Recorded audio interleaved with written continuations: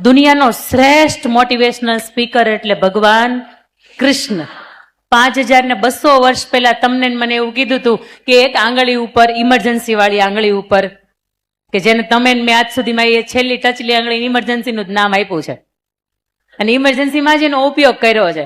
પણ ભગવાન કૃષ્ણએ એ ઇમરજન્સી વાળી આંગળી ઉપર આખો ગોવર્ધન પર્વત ધારણ કરી લીધો હતો. કૃષ્ણ પાસેથી શું શીખવા મળે? ગમે એ છૂટે તો છૂટવા દો.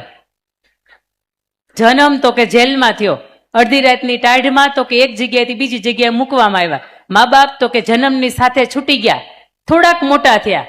ગમતી રાધા હતી, 11 વર્ષની ઉંમરે, 11 વર્ષ ને 52 દિવસનો સમય હતો અને મથુરા મામા કંસને હગ્ગા મામાને મારવાના હતા. રાધા છૂટી ગઈ, ગોકુળ છૂટી ગયું, મથુરા છૂટી ગયું, ગમતા વ્યક્તિની સાથે લગ્ન ન થયા. કેટલાય કાવા દાવાની હારે પાંડવોને જીતાડવા પડ્યા. છતાંય તે અધર્મના ઉપર એને હંમેશા ધર્મનો વિજય થાય આવી વાત તમને મને શીખવાડી. જ્યારે પણ હારો ને, જ્યારે પણ થાકો ને, ત્યારે ભગવાન કૃષ્ણને યાદ કરવાનો. કૃષ્ણને તમે બધી રીતે ભજી શકો. જો તમે નાનો બાળક હોય ને, કૃષ્ણને તમે એવી રીતે પણ ભજી શકો. કૃષ્ણને તમે મીરાની જેમ એને પ્રાણ પ્રિય તરીકે પણ તમે ભજી શકો. કૃષ્ણને તમે દોસ્ત સ્વરૂપે પણ ભજી શકો. કૃષ્ણને તમે પતિ બનાવીને પણ ભજી શકો અને કૃષ્ણને તમે કોઈ પણ રીતે દ્વારિકાના નાથ તરીકે પણ પૂજી શકો. જીવનની અંદર જ્યારે પણ હારો ને, થાકો ને, તો લાલો જોયું જ ને તમે? હા કે ના? એની અંદર એ માણા હાવ ખોટો હતો. આટલા બધા ખોટા તો આપણે નથી. આપણે કોઈની ત્યાં ચોરી કરવા જાતા નથી. અને એ ચોરી કરવા વાળો માણસ હોય, જો એના જીવનની અંદર એ કૃષ્ણને યાદ કરે. કૃષ્ણને એક વખત જમાડ્યો હતો ને એટલે કૃષ્ણ એને 2 વખત જમાડવા આવે. કૃષ્ણને એને એક વખત બંધનમાંથી છોડાયું હોય ને તો કૃષ્ણ એને 1000 વખત રસ્તો બતાવે.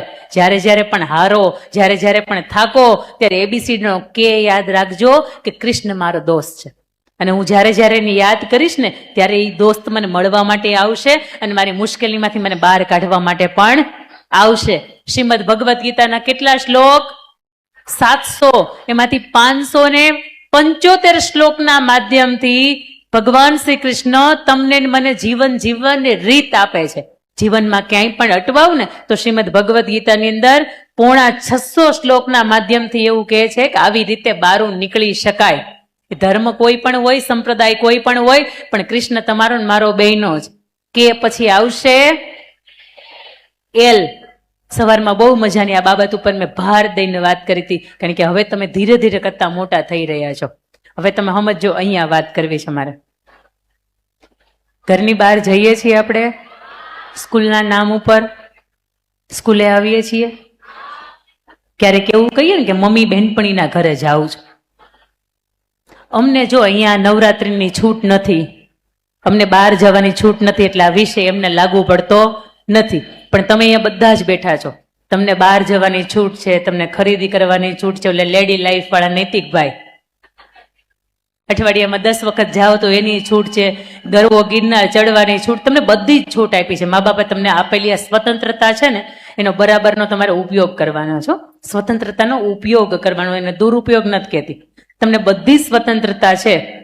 મેં છતાંય સોરી ટુ સે, પણ આજ સુધીમાં નવરાત્રીનો સમય હોય, ઘરે દીકરી એના મમ્મીને એવું કહે કે હું નવરાત્રી રમવા માટે જાઉં છું, પણ ચોંકાવનારા ખુલાસા જે આવે ને પેપરની અંદર, તો એની અંદરથી એવું સાબિત થાય છે કે એ દીકરી ઓયોમાંથી નીકળે છે અથવા તો કોઈ હોટલમાંથી કોઈ દીકરાની સાથે ઝડપાય છે.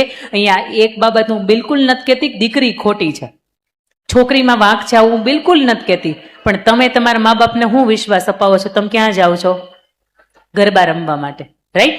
તમે આ વિશ્વાસ અપાવો. તમે બેટા ત્યાંથી જ નીકળવા જોઈએ. મા બાપની યારે વફાદાર ન બનીએ ને તો દુનિયાનું કોઈ ઠેકાણું એવું નથી કે તમારે વફાદારીની પરીક્ષા આપવાની છે. એક પાત્રની યાર લગ્ન નહીં થાય તો બીજા 50 પાત્ર છે જેની યારે તમારા માગા ગોઠવાઈ જશે. પણ એક વખત મા બાપની નજરમાંથી ઉતરી જઈએ ને તો કોની નજરમાં હારા થાવું આપણે? જીવનમાં 2 જ પાત્ર એવા છે કે જેને તમારી પ્રગતિમાં રસ છે. સૌથી પહેલા માવતર, એ ઈચ્છે છે કે અમે જેટલું નથી કર્યું ને એના કરતા ડબલ અમારા બાળકોને મળે. અને બીજા છે માસ્તર, તમારા ટીચર્સ, કે એને એના જીવનમાં નથી મેળવ્યું ને એની કરતા અસંખ્ય ગણ તમારા માટે પ્રાર્થના કરે છે. અને એક વખત પૂછજો, તમે એક્ઝામ આપો ને ત્યારે ટીચર્સને અંદરથી કેટલો ડર લાગતો હોય.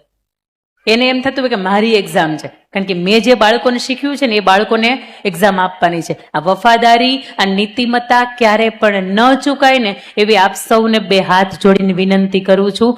અમારાથી બનનારા પ્રશ્નો વેકેશનમાં જ બને, ઘરની બહાર જઈએ, હોસ્ટેલની બહાર જઈએ ત્યારે, પણ તમે રોજ સવારથી લઈને સાંજ સુધીમાં મા બાપને પૂછીને જાઓ છો. મા બાપે તમારી ઉપર વિશ્વાસ મૂક્યો છે, મા બાપે તમારી ઉપર આંધળો વિશ્વાસ મૂક્યો છે. આ આંધળા વિશ્વાસનો ગેરઉપયોગ ન કરો ને, અને બે હાથ જોડીને તમને વિનંતી કરું છું. ક્યારે પણ આ વફાદારી છે ને તમારા પરિવારની સામે ક્યારેય નહીં ચૂકતા, કારણ કે વફાદારી ચૂકાશે ને તો એ મા બાપના માથું નીચું થશે ને પછી એને ચાલવું પડશે. એ મા બાપ કોઈને એવું નહીં કે તમે ભણાવજો, દીકરીઓને ભણાવજો. દીકરીઓને ભણાવવાની ખૂબ ભણાવવાની છે, પણ એને આપેલી સ્વતંત્રતા ક્યારેય સ્વચ્છંદતામાં ન પરિણમે ને આની જવાબદારી આપણી છે. આપણે દીકરી થઈને જન્મ્યા છીએ, પણ બાપને કહેજો ચિંતા ન કરતા, હું તમારો દીકરો જ છું. બિલકુલ ચિંતા નહીં કરતા, તમારો દીકરો છું, સ્વરૂપ બદલીને આવી છું. જે વિશ્વાસ તમે દીકરા માટે મૂકી શકો ને, આટલો જ વિશ્વાસ પપ્પા મારી ઉપર મૂકજો. આ વિશ્વાસનો કોઈ દિવસનો દુરુપયોગ નહીં કરું ને, આની હું તમને લેખિત ગેરંટી આપું છું. આવો મા બાપને એક વખત ભરોસો અપાવો ને, મા બાપ કદાચ કોઈ પણ દુનિયાના ખૂણે હોય ને છતાં તમારા માટે ચિંતા ન રહે. તમારી ઉંમર 12 વર્ષની થાય ને એટલે મા બાપની ઊંઘ ઉડી જાય છે, ખબર છે? એક વખત પૂછજો એને. તમારું મમ્મી પપ્પાનું ચપ્પલનું માપ એક થઈ જાય એટલે એની ઊંઘ ઉડી જાય. તમારું એનું કપડાનું માપ એક થાય એટલે એની ઊંઘ ઉડી જાય. કારણ કે દુનિયાની અંદર 4 ખૂણાનું ઘર જ એક એવું છે કે તમને સુરક્ષિત રાખે છે. બાકી જગતનું કોઈ ઠેકાણું એવું નથી કે તમારી ઇજ્જત, આબરૂ અને તમારી પ્રતિષ્ઠાને લાંચ ન લગાડે. લોયલ, બી લોયલ, વફાદાર હંમેશા.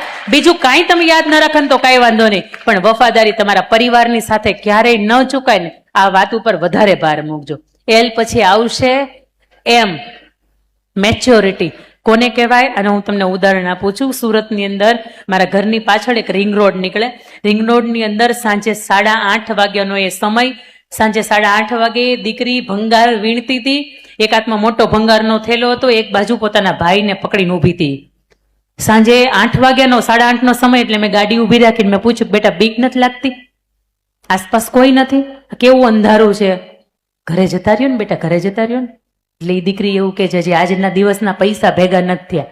એટલે મેં એને વધારે વિસ્તૃતની સાથે પૂછ્યું, બેટા પૈસા નથી ભેગા થયા? એટલે બેન સામે જે પેલી દેખાય છે ને એ મારી મમ્મી છે.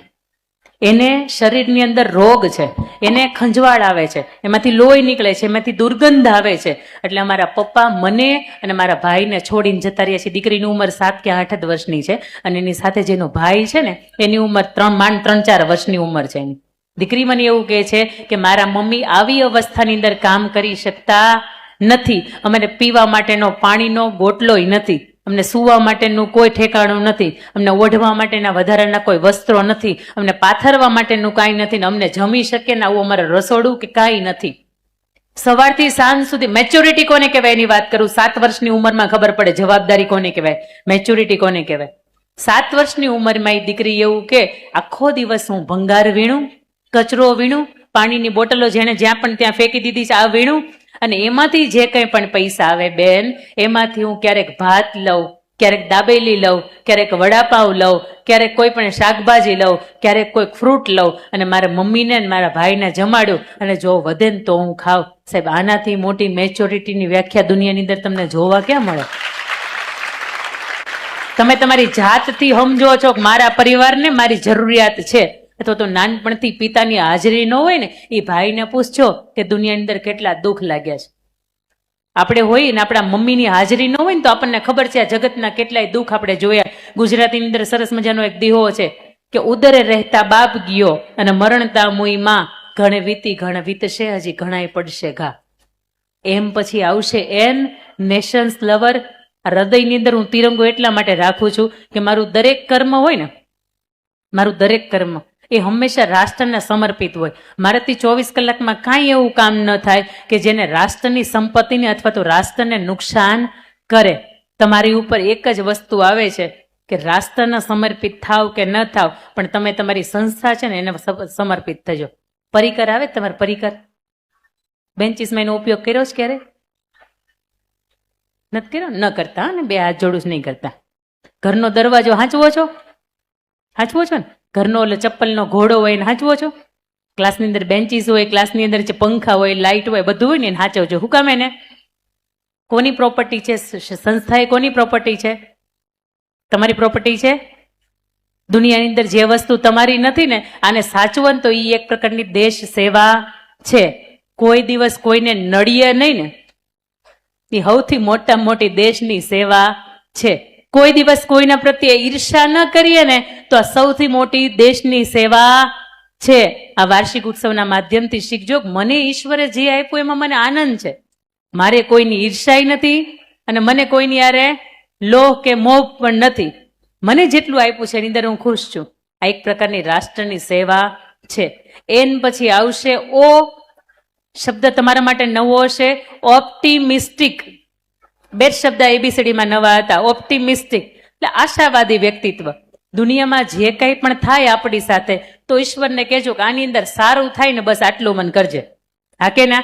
ઘણા હોય ને બાળકો, એને એવું થતું હોય કે અમે અમુક જ્ઞાતિમાંથી આવીએ છીએ કે ત્યાંથી અમારા ઘરની અંદરથી દીકરીઓને બહાર નીકળવાની મનાઈ છે.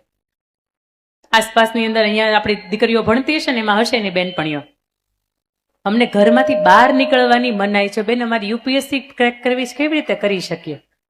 પણ તમારે ઘર તો છે ને, 4 દિવાલ તો છે ને. આ 4 દિવાલની વચ્ચે તમે વાંચી શકો અને યુપીએસસી ક્રેક કરી શકો. આજ સુધીમાં કેટલી રાજપૂતાણી જોઈ છે કે આ છેડો હોય ને, એ માથા ઉપર રાખ્યો હોય. રીવાબા જાડેજાને ઓળખો છો ને? કોણ છે? કોણ છે? શિક્ષણ મંત્રી છે. 16 તારીખે મારો ને એનું એક સેશન સુરતમાં છે, એટલે પર્સનલી હું રૂબરૂ એને તે દિવસે મળીશ. રીવાબા જાડેજા એટલે એક રાજપૂતાણી, રાજપૂતની પરંપરા. એમાંથી એને એ સ્ત્રીને ઘરની બહાર નીકળવું, ભણવું, અને એને એની જીવનની અંદર, મને યાદ નથી એક્ઝેક્ટ, પણ એને જે એન્જિનિયરિંગની લાઈન સિલેક્ટ કરી હતી ને, કદાચ મિકેનિકલ હતી કે ઓટોમોબાઈલ હતી, મને આઈ ડોન્ટ નો શ્યોર. પણ એક ક્લાસમાં હું ગઈ ને, પોતે જ્યારે શિક્ષણ મંત્રી બન્યા ને ત્યારની વાત કરું છું, કે ક્લાસમાં કે હું ગઈ, એટલે ક્લાસની અંદર બધાએ મને એમ કીધું હતું કે બેન, તમારો ક્લાસ તમે ભૂલો પડી ગયા છે, બધા છોકરાઓનો ક્લાસ છે. એટલે ત્યારે મેં એવું કીધું હતું કે નહીં, તમારું જે કાર્યક્ષેત્ર છે ને, તમે જે એન્જિનિયરિંગની લાઈન સિલેક્ટ કરી છે ને, મેં મારી એન્જિનિયરિંગની જ લાઈન સિલેક્ટ કરી છે. ઈશ્વરને કહેજો કે હું જે કરું છું ને એની અંદર તમારી બળ આપજે અને તમારો સાથ આપજે. ઘણી વખત તમને એમ થતું હોય કે આપણે આ સમાજમાંથી આવીએ છીએ ને, દીકરીઓ ઉપર ઘણા બધા રૂઢિચુસ્તતાના રિવાજો છે, અથવા તો દીકરીઓ ઉપર ઘણા બધા પાબંદી છે. શું થશે? પણ આવા 2-4 જીવનની અંદર રોલ મોડેલ એવા નક્કી કરજો કે એનું જે થયું હતું ને એવું આપણું પણ થાય. રીવાબા જાડેજાને તમે જોઈ શકો ને, તમને એમ લાગે કે નહીં દોસ્ત, એને જીવન કોને કહેવાય ને, આનું તમને વ્યાખ્યાયિત કરે. એમ પછી એન પછી ઓ પછી પી, પેશન. ધગશ બહુ મહત્વની છે. કેમ ભાઈ, કૃષ્ણ ભગવાન પાસે કેટલાય સમયથી ગીતા હતી, અર્જુનને જ કેમ સંભળાય? અર્જુનને જ કેમ સંભળાય? અર્જુન પાસે શું હતું? ધગશ. શું હતું? ધગશ. ઝીવામી કંપનીનું નામ સાંભળ્યું છે ને? ઝીવામી.com. એના રીચા કોર, એના કંપનીના માલિક છે રીચા કોર. કયા ઉંમરે બિઝનેસની શરૂઆત કરી હતી ખબર છે? 45 વર્ષ પછી. લિજ્જત પાપડને ઓળખો છો ને? લિજ્જત પાપડ 80 રૂપિયાની લોન લઈને શરૂઆત કરી હતી. જ્યારે શરૂઆત કરવી હોય ને ત્યારે ઘણા બધા સ્ટ્રગલ આવે, પણ તમારી અંદર ધગશ હોય ને તો એ કાર્યની અંદર તમને સફળતા પણ મળે.